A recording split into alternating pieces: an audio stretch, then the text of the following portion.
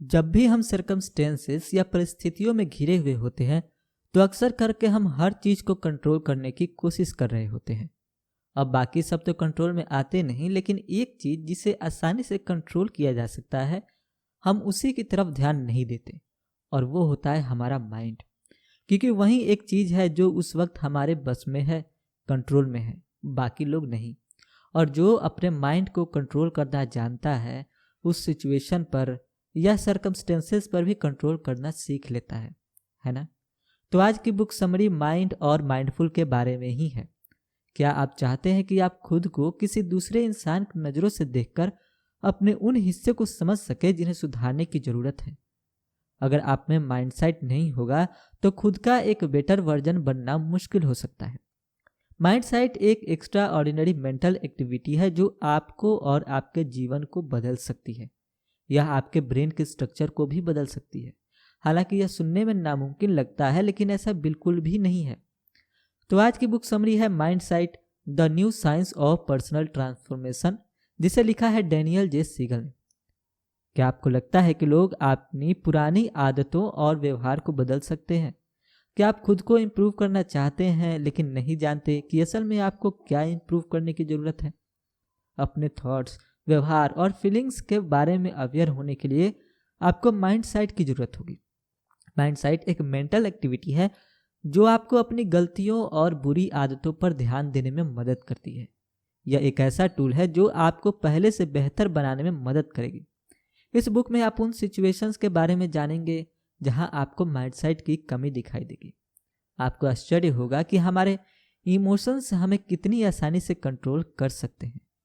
आप openness, objectivity और observation का इस्तेमाल कर अपने एक्शन पर गौर करने के इंपॉर्टेंस को समझेंगे। आप यह भी जानेंगे कि सोचने का तरीका आपके ब्रेन को कैसे बदल सकता है। तो फिर क्या आप खुद को जानने के लिए तैयार हैं? तो आइए फिर शुरू करते हैं पहले चैप्टर से, diving into the sea inside. अगर मैं कहूं कि हम सब दो अलग अलग तरह की दुनिया में जी रहे हैं, तो क्या आपको हैरानी होगी? बिल्कुल ठीक सुना आपने। हम एक्सटर्नल यानी बाहरी और इंटरनल यानी अंदर की दुनिया में जीते हैं। बाहरी दुनिया वो है जहां हम दूसरे लोगों के साथ मिलते जुलते हैं, उनसे बातचीत करते हैं। इंटरनल दुनिया आपके अंदर की दुनिया है। इसमें वह हर थॉट, आइडिया और फीलिंग शामिल है जो आपके माइंड में आती है। लेकिन दुख की बात यह है कि आपके अंदर की दुनिया में कुछ बुरे हिस्से भी होते हैं। हर पछतावा, फेलियर या फिर डर किसी परछाई की तरह आप पर हावी होने का इंतजार करता रहता है। तो जब यह नेगेटिव फीलिंग्स आपको दुख में डुबाने की कोशिश करें, तो इसका सामना कैसे किया जाए? बुरे थॉट्स कुछ समय के लिए दूर हो जाते हैं, लेकिन जब वह आपके दिमाग में घर बनाकर रहने लगे तब क्या होगा? अब यहीं पर माइंडसेट काम आता है। माइंडसेट डेवलप करने से आपको अपने माइंड को कंट्रोल करने में मदद मिलेगी। यह आपको ज़रूरत से ज़्यादा सोचने की आदत से बाहर निकालने में मदद करेगा और आपको प्रॉब्लम का बेहतर तरीके से सामना करना सिखाएगा। इस बुक के ऑथर डेनियल कहते हैं कि माइंडसेट का मतलब होता है इस बारे में अवेयर होना कि हम किस तरह सोच रहे हैं। यह हमें एनालाइज करने में मदद करता है कि हम किसी भी सिचुएशन में कैसे रिएक्ट करते हैं, कैसे बर्ताव करते हैं। अवेयर होने के अलावा माइंडसेट हमें उन आदतों और रिएक्शन को बदलने में मदद करता है जो इतने अच्छे नहीं हैं। इंसान हमेशा अच्छे से व्यवहार नहीं करता, तो माइंडसेट हमें सिखाएगा इसको बदलना। हालांकि हम खुद को बेहतर बनाने के लिए बदलना चाहते हैं, लेकिन ऐसा करना मुश्किल हो सकता है। तो फिर इसकी शुरुआत हम कहाँ से करें? इस सफ़र में माइंडसेट आपके लिए पहले कदम का काम करेगा। इसके साथ साथ माइंडसेट के चेंज होने का असर हमारे ब्रेन के फिजिकल स्ट्रक्चर में देखा जा सकता है।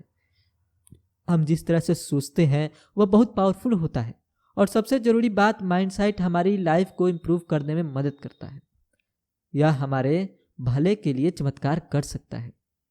तो फिर आइए फिर करते हैं शुरुआत इस नेक्स्ट चैप्टर के साथ, grapes of wrath mindset last and found. एक दिन डेनियल अपने 9 साल की बेटी और 13 साल के बेटी के साथ टहल रहे थे। रास्ते में वे एक क्रैप की दुकान के सामने से गुजरे। उनके बेटे को भूख लगी थी। वो सभी अंदर चले गए।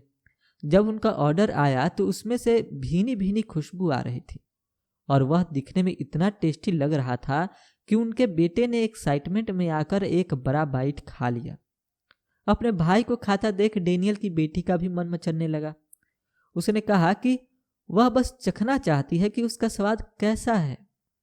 तो उसके भाई ने कहा कि हमें एक प्लेट और ऑर्डर करना चाहिए, पर वह नहीं मानी, बल्कि यह कहने लगी कि एक बाइट के लिए पूरा प्लेट ऑर्डर क्यों करना। अब उनमें बेवजह बहस होने लगी। उस वक्त अगर डेनियल एक प्लेट का ऑर्डर कर देते तो इस बहस को रोका जा सकता था, लेकिन डेनियल ने सब गड़बड़ कर दिया। उन्होंने अपनी बेटी का पक्ष लेते हुए कहा कि उनके बेटे को अपनी प्लेट से शेयर करना चाहिए। उनके बेटे ने गहरी सांस ली और अपने पिता की बात मान ली। उसने अपनी प्लेट में से जितना हो सका उतना छोटा बाइट लिया और अपनी बहन के आगे कर दिया। बहन वो छोटा सा टुकड़ा देखकर चिढ़ गई। उसने कहा कि यह तो बहुत छोटा है, थोड़ा बड़ा बाइट दो ना। अब अगर इस बहस से आपका सर दर्द हो रहा है तो उस वक्त डेनियल का भी यही हाल था। हर पल के साथ उनका गुस्सा ज्वालामुखी बनता जा रहा था। वह सोचने लगे, उफ, बच्चों को मैनेज करना कितना थका देता है। एक बार फिर डेनियल ने अपने बेटे से थोड़ा बड़ा टुकड़ा काटने के लिए कहा। उनके बेटे ने कहा मान लिया और डेनियल ने चैन की सांस ली, लेकिन उनकी बेटी अब भी संतुष्ट नहीं हुई। उसने कहा कि उसके भाई ने जला हुआ हिस्सा दिया है, उसमें क्रेप का स्वाद तो आएगा ही नहीं। अब डेनियल के सब्र का बांध टूट गया। वो उठे, अपनी बेटी का हाथ पकड़ा और उसे दुकान के बाहर ले गए। वो बाहर ही अपने बेटे का इंतजार करने लगे। उसके बाद वह सब घर लौट आए। जब उनके बेटे ने पूछा कि वह लोग दुकान से बाहर क्यों चले गए थे, तो डेनियल ने गुस्से से जवाब दिया कि उसे पता होना चाहिए कि शेयर कैसे करते हैं। उसने बड़ी शांति से जवाब दिया कि उसे शेयर किया था, लेकिन तब तक डेनियल अपनी भावनाओं में इतने घिरे हुए थे कि उन्होंने अपनी बेटे की बात को सुना ही नहीं। डेनियल जानते थे कि वह बेवकूफ़ी से रिएक्ट कर रहे थे। उनके बेटे की बात तो गलत नहीं थी, लेकिन इससे डील करने के लिए पहले उन्हें ही शांत होने की जरूरत थी। इसलिए डेनियल अपनी बेटी के साथ बाहर रोलर स्केटिंग करने चले गए। इस एक्टिविटी से उनका टेंशन कम होने लगा। उन्हें महसूस हो रहा था कि उनका गुस्सा दूर हो रहा था। कुछ देर बाद उनकी बेटी ने चुप्पी तोड़ी। उसने पूछा कि वो उसके भाई पर इतना गुस्सा क्यों हो रहे थे। डेनियल ने बहाना बना दिया कि वो उसे सिखा रहे थे कि शेयर करना कितना जरूरी होता है, लेकिन मन ही मन वो जानते थे कि सिर्फ यही कारण नहीं था। जब डेनियल इस बारे में और सोचने लगे तो उन्हें अपने बड़े भाई के साथ अपना रिश्ता याद आने लगा। हालांकि बचपन में वो दोनों बहुत करीब थे, लेकिन जैसे ही उनके भाई ने टीनेज में कदम रखा उनका रिश्ता भी बदल गया। अब वह बात बात पर लड़ने लगे थे। इस एक्सपीरियंस के बाद उन्होंने फैसला किया कि अगर उनके 2 बच्चे हुए तो वह इस बात का ध्यान रखेंगे कि आपस में उनकी बने। डेनियल ने एक किस्सा अपनी बेटी को बताया। उनकी बेटी ने इसका बड़ी समझदारी से जवाब दिया। उसने कहा कि उनका अपने भाई से मुद्दा और उसका अपने भाई के साथ मुद्दा, यह 2 बिल्कुल अलग बातें हैं। इन दोनों की तुलना नहीं की जा सकती और उन्हें अपने इस नज़रिए से उनके रिश्ते को नहीं देखना चाहिए। डेनियल जानते थे कि वह बिल्कुल ठीक कर रही थी। उनका गुस्सा अब शांत हो चुका था और वह अपने बेटे से बात करना चाहते थे। माइंडसेट हमें बातों के पीछे के लॉजिक को समझने में मदद करता है। माइंडसेट 3 फैक्टर पर काम करता है: openness, observation and objectivity. Daniel इसे एक ट्राइपॉड की तरह मानते हैं। यह तीनों ट्राइपॉड के पैर हैं, जबकि माइंडसेट कैमरा है। ट्राइपॉड के बिना माइंडसेट कभी हमारी फीलिंग्स का सही पिक्चर खींच ही नहीं पाता, लेकिन ट्राइपॉड के साथ हमारे दिमाग में क्या क्या चल रहा है उसे ठीक से समझा जा सकता है। ओपननेस यानी खुली सोच का मतलब होता है कि हमें अपने सोचने के ढंग को सीमित नहीं रखना चाहिए। इससे हम खुद को एक्सपेक्टेशन यानी उम्मीद से आज़ाद कर देते हैं। हम थॉट्स और आइडियाज को जैसी वह हैं वैसे ही एक्सेप्ट करते हैं और यह उम्मीद नहीं करते कि वह हमारी सोच के अनुसार हो। ऐसा करना मुश्किल बातचीत के लिए एक हेल्दी माहौल बनाता है।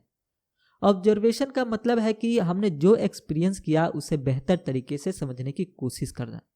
इसमें एक कदम पीछे लेकर हम उस पल में कैसे बर्ताव करते हैं, कैसे रिएक्ट करते हैं, उसे नोटिस करना होता है। इस तरह हम देख पाएंगे कि हम जिस तरह से रिएक्ट कर रहे हैं क्या वह सही है या उसे बदलने की जरूरत है। ऑब्जेक्टिविटी का मकसद यह ध्यान रखना होता है कि हम अपने भावनाओं या विचारों में ना बह जाएं या उन्हें खुद पर हावी ना होने दें। यह भावनाएं और थॉट्स सब टेम्परेरी होते हैं, कुछ समय बाद बदल जाते हैं। इसलिए एक चीज को हमें अपनी पहचान नहीं बनानी चाहिए। ऑब्जेक्टिविटी हमारे डिसीजन लेने की एबिलिटी को डेवलप करता है। थॉट्स और फीलिंग्स ऐसी चीजें हैं जो हमारे माइंड में चलती ही रहती है, लेकिन वो रियलिटी नहीं है। इसलिए जब हम किसी मुश्किल सिचुएशन से गुजर रहे होते हैं तो हमें सिर्फ अपने थॉट्स और फीलिंग्स के बारे में नहीं सोचना चाहिए। माइंडसेट सोचने पर जोर देता है। इसका मतलब है कि हमें रिफ्लेक्टिव होना चाहिए, रिएक्टिव नहीं। रिफ्लेक्टिव का मतलब होता है कि हमें सोचने की जरूरत है, लेकिन रिएक्टिव होने का मतलब है कि आप अपने इमोशंस को, अपना बर्ताव कंट्रोल करने देते हैं। इसलिए अपने बेटे से बात करने से पहले डेनियल ने अपने एक्शन के बारे में सोचने के लिए माइंडसेट का इस्तेमाल किया। उन्होंने शांति से उस सिचुएशन के बारे में सोचा जहां सब कुछ गड़बड़ हो गया था। अब की बार वह खुद के साथ सख्त नहीं थे, क्योंकि रिफ्लेक्शन का मतलब होता है समझना और सहानुभूति रखना। हम सभी से कभी ना कभी गलती हो जाती है, इसलिए ज्यादा जरूरी है उससे सीखना और खुद को इम्प्रूव करना। उस दिन घर लौटने के बाद डेनियल अपने बेटे से बात करने गए। उनके बेटे ने कहा कि वह उनके साथ गलत तरह से पेश आए। अपनी गलती गिनाए जाने के बाद इंसान अक्सर खुद के बचाव में थोड़ा गुस्सा होकर जवाब देता है, लेकिन अब डेनियल शांति से उसकी बातें सुन रहे थे। वह अपने व्यवहार के लिए सफाई देना चाहते थे, लेकिन वह जानते थे कि ऐसा करने के लिए उनकी भावनाएं उकसा रही थी। इस तरह जब उनका बेटा अपनी सिचुएशन समझा रहा था तो डेनियल ने ऑब्जेक्टिविटी के फैक्टर को बनाए रखा। डेनियल को पता था कि उनका बेटा सही था, लेकिन अब भी उन्हें शेयरिंग पर लेक्चर देने का मन कर रहा था। इसके बजाय डेनियल ने ओपननेस को फॉलो किया, यानी अपने बेटे को एक्सपीरियंस को समझने और फील करने की कोशिश की। वह बेमन से नहीं बल्कि पूरा ध्यान लगाकर सुन रहे थे, क्योंकि वह सच में जानना चाहते थे कि उस सिचुएशन में उनका बेटा क्या सोच रहा था और कैसा महसूस कर रहा था। ट्राइपॉड वाले इस बेस्ट एग्जाम्पल को समझने के बाद आगे बढ़ते हैं नेक्स्ट चैप्टर की ओर, जो कि है mining the brain neuroplasticity in a nutshell.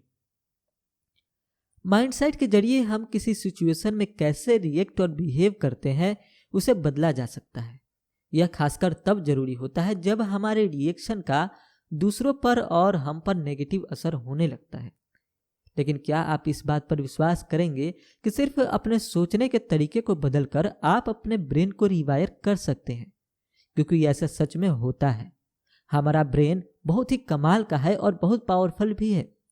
उसके अंदर करोड़ों न्यूरॉन्स होते हैं जो बॉडी के अलग अलग हिस्सों से इंफॉर्मेशन रिसीव करते हैं। इंफॉर्मेशन मिलने के बाद न्यूरॉन्स ब्रेन को बताते हैं कि क्या करना है और ब्रेन बॉडी के हिस्सों को सिग्नल भेजता है। इसका एक सिंपल एग्जाम्पल है किसी गर्म बर्तन को छूना। गर्म बर्तन को छूने पर न्यूरॉन्स आपके ब्रेन को डांटने लगते हैं कि अरे जल्दी से हटाओ, और आपका हाथ तुरंत पीछे हो जाता है। जब न्यूरॉन्स दूसरे न्यूरॉन्स से जुड़ते हैं तो सिनेप्टिक कनेक्शन बनता है। न्यूरॉन्स को एक दूसरे के लगातार टच में रहना पड़ता है ताकि आपके साथ जो जो हो रहा है उससे आपकी बॉडी और ब्रेन अपडेटेड रहे। मान लीजिए कि जब आप एक काम कर रहे थे तो आपके ब्रेन का स्कैन लिया गया। स्कैन से पता चला कि उस वक्त आपके न्यूरॉन्स एक्टिव थे, क्योंकि स्क्रीन पर वह न्यूरॉन्स एक लाइट की तरह जलने लगते हैं। इसे न्यूरल फायरिंग कहते हैं। किसी चीज पर फोकस करना और कुछ याद करने की मेंटल एक्टिविटी में न्यूरल फायरिंग सबसे ज्यादा देखी जाती है। लेकिन किसी भी तरह की मेंटल एक्टिविटी न्यूरल फायरिंग को एक्टिवेट कर सकती है। एक्सरसाइज करना एक परफेक्ट एग्जाम्पल है कि आपके ब्रेन में कैसे बदलाव होते हैं। एक्सरसाइज में बैलेंस और कोऑर्डिनेशन दोनों की जरूरत होती है। बॉडी को अच्छे शेप में रखने के लिए कई मसल्स इसमें शामिल हो जाते हैं। ठीक इसी तरह हम ब्रेन को एक्सरसाइज करवाने के लिए माइंडसेट का इस्तेमाल करते हैं। हम मेंटल एक्टिविटी के जरिए कई सिनेप्टिक कनेक्शन को मजबूत कर सकते हैं और नए न्यूरॉन्स के साथ लिंक भी बना सकते हैं। ट्राइपॉड टेक्निक का इस्तेमाल करना शुरुआत में आपको थोड़ा अजीब लगेगा। बिल्कुल एक्सरसाइज की तरह आप उसे रेगुलरली नहीं कर पाएंगे, लेकिन धीरे धीरे आपको इसकी आदत होने लगेगी। जैसे जैसे आप माइंडसेट को प्रैक्टिस करते जाएंगे, यह आपके पुराने ऑटोमेटिक रिस्पॉन्स को नए रिस्पॉन्स में बदल देगा। इसके बाद आप अपने छोटे से बच्चे पर गंदगी फैलाने के लिए चलाएंगे नहीं, बल्कि कुछ सेकंड लेकर खुद को शांत करेंगे। उसके बाद उसे डांटने के बजाय समझाएंगे कि सामान फैलाना गलत क्यों है। हम जब कुछ एक्सपीरियंस करते हैं तो न्यूरल फायरिंग शुरू हो जाती है।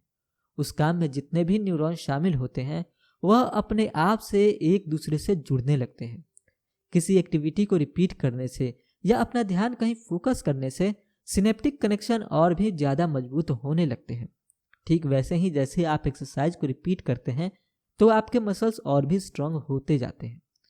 जब आप अपनी बॉडी और माइंड को किसी नए एक्टिविटी के बारे में बताते हैं, जैसे कि माइंड सेट, तो यह नए सिनेप्टिक कनेक्शन बनाने लगता है, क्योंकि यह कनेक्शन पहले आपके ब्रेन में नहीं था। इसे ही न्यूरोप्लास्टिसिटी कहते हैं। न्यूरॉन्स जो कनेक्शन बनाते हैं उसके अनुसार आपका ब्रेन बदल जाता है। माइंडसेट आपके ब्रेन के स्ट्रक्चर को इम्प्रूव कर सकता है।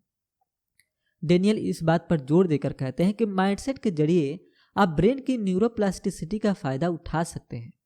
नए आइडिया, फीलिंग और व्यवहार को अपनाने की हमारी ब्रेन की एबिलिटी हमें यकीन दिलाती है कि बुरे से बुरे लोग भी बदल सकते हैं। इसी के साथ आगे बढ़ते हैं और समझते हैं नेक्स्ट चैप्टर को, a roller coaster mind strengthening the hub of awareness. अब जब आप जानते हैं कि आपके सोचने का तरीका आपके ब्रेन को बदल सकता है तो आपको इसका फायदा उठाने का तरीका भी मालूम होना चाहिए। इसी तरह डेनियल ने 16 साल के जोनाथन की मदद की थी। जोनाथन और उसके माता पिता उसके मेंटल स्टेट को लेकर बहुत चिंता में थे, इसलिए वह डेनियल से मिलने गए। जोनाथन ज़्यादातर समय दुखी और नेगेटिव सोच रखता था और उसका गुस्सा तो कंट्रोल के बाहर था। छोटी छोटी बात पर वह गुस्से में बेकाबू हो जाता। उसने कई बार आत्महत्या करने के बारे में भी सोचा था। डेनियल को लगा कि जोनाथन को बाइपोलर डिसऑर्डर था, जो आमतौर पर टीनेजर्स में देखा गया है, क्योंकि बीमारी का सही डायग्नोसिस ही उसे जड़ से खत्म कर सकता है। इसलिए डेनियल ने अपने 2 साथी डॉक्टर से भी राय मांगी। वो दोनों भी इस बात से सहमत थे कि जोनाथन को बाइपोलर डिसऑर्डर था। बाइपोलर डिसऑर्डर से जूझ रहे इंसान को अपनी लाइफ में एक बैलेंस बनाना बहुत मुश्किल लगता है। ऐसे लोगों को इम्बैलेंस की भावना इसलिए महसूस होती है क्योंकि यह लोग 2 तरह के स्टेट को एक्सपीरियंस करते हैं, मैनिक या पागलपन और डिप्रेसिव यानी डिप्रेशन यानी गहरी उदासी। मैनिक वह स्टेट है जब इंसान बेवजह हद से ज़्यादा खुश होता है, बिना सोचे समझे काम करने लगता है और बहुत कॉन्फिडेंट हो जाता है। इस स्टेट को एक्सपीरियंस करने के बाद वह आमतौर पर डिप्रेसिव स्टेट में चले जाता है। इसमें उसे नेगेटिव फील होने लगता है, वह निराश हो जाता है और अपनी जान तक लेने के बारे में सोचने लगता है। इन 2 स्टेट के बीच बार बार ब्रेन के स्विच हो जाने से इंसान भटका हुआ महसूस करता है। उसे कुछ समझ ही नहीं आता, वह डिस्टर्ब रहने लगता है। आमतौर पर दवाओं के जरिए इसका इलाज किया जाता है, लेकिन डेनियल ने एक अलग तरीका अपनाने का फैसला किया। जोनाथन और उसके माता पिता से सहमति मिलने के बाद यह डिसाइड किया गया कि पहले जोनाथन को माइंडफुलनेस नाम की ट्रीटमेंट दी जाएगी।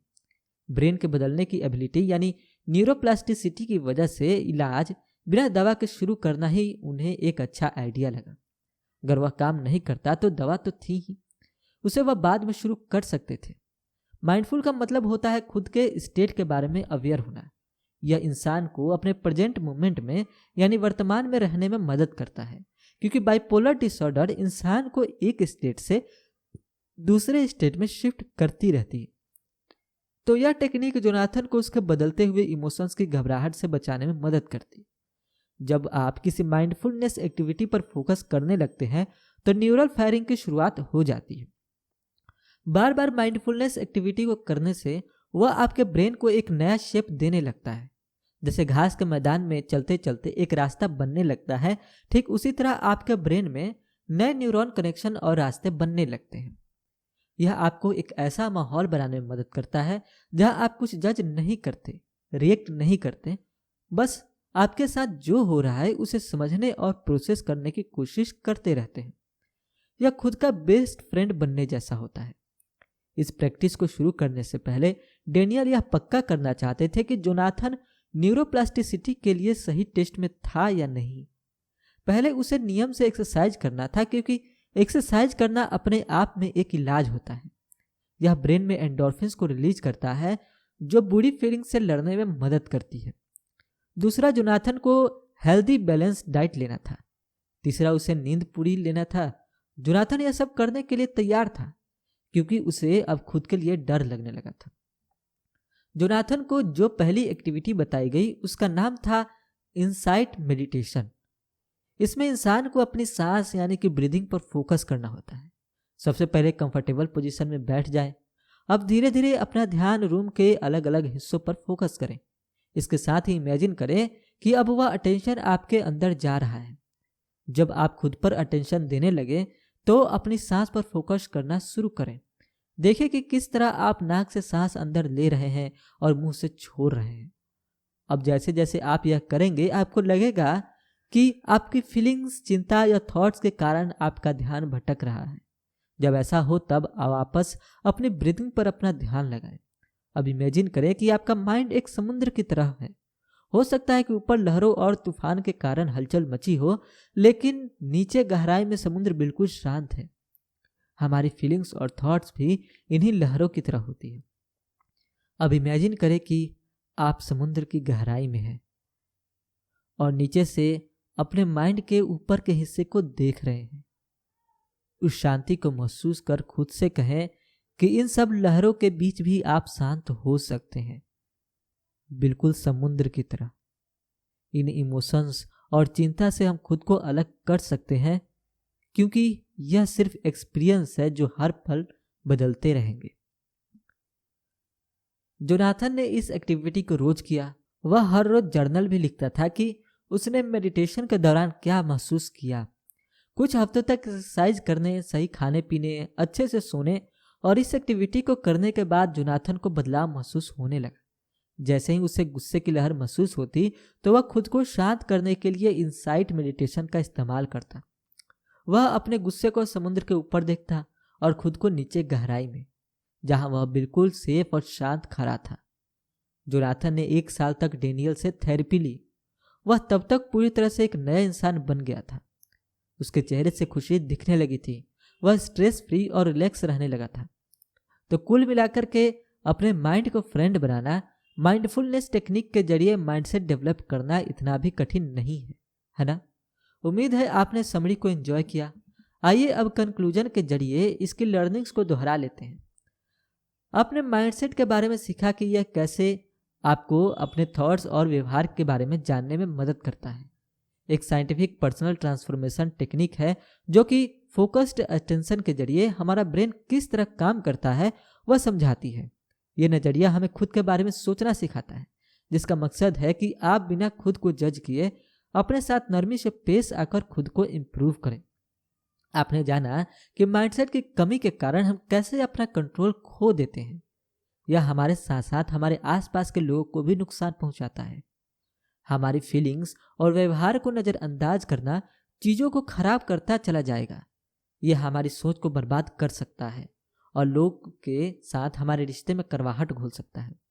आपने जाना कि समय निकालकर सोचना ही माइंडसेट का मुख्य मकसद है और इसे हम 3 फैक्टर्स की मदद से कर सकते हैं, जो कि है ओपननेस, ऑब्जर्वेशन एंड ऑब्जेक्टिविटी। आपने न्यूरोप्लास्टिसिटी के बारे में भी जाना, क्योंकि आप कैसे सोचते हैं वह आपके ब्रेन के स्ट्रक्चर को बदल सकता है।